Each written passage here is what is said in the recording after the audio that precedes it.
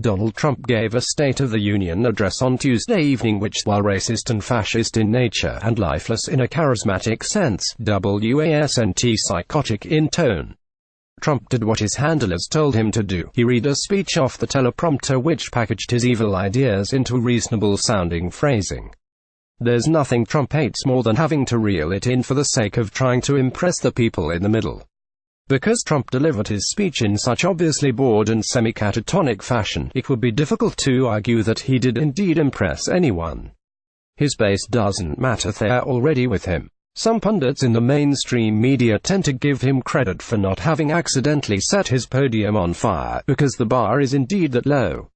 But that seems to be far less the case this time around, as pundits on CNN and MSNBC seem more inclined to call this for what it was, a crappy, if non-lunatic speech from a failing president who desperately needed a win and didn't get one tonight.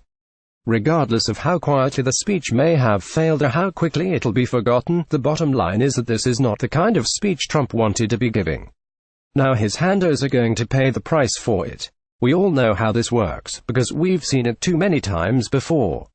Maybe it's tomorrow morning, maybe it's the next morning, but Trump is now going to rebel against his own decision to behave for the State of the Union. His prior history of sucking it up for major speeches suggests that help's about to launch into a demented rant about Hillary Clinton, or perhaps newly accuse President Obama of having wiretapped Trump Tower, or spin up a new fictional conspiracy involving the FBI and the cast of Seinfeld. If Donald Trump is able to figure out that the mainstream non-Fox media is not giving him the level of obligatory kudos that he was expecting from the likes of CNN and MSNBC, he'll be even more upset upon realizing that he behaved for no reason.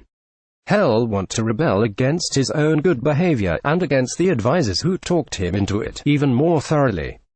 Once Trump does explode, his inevitable Twitter meltdown is likely to be his most deranged yet. Brace yourselves, here comes Trump's self-immolation by tweet. Keep up to date with the latest Palmer Report articles via email. Get the latest content first. Email address update preference as new articles are added daily. Subscribe now, we respect your privacy.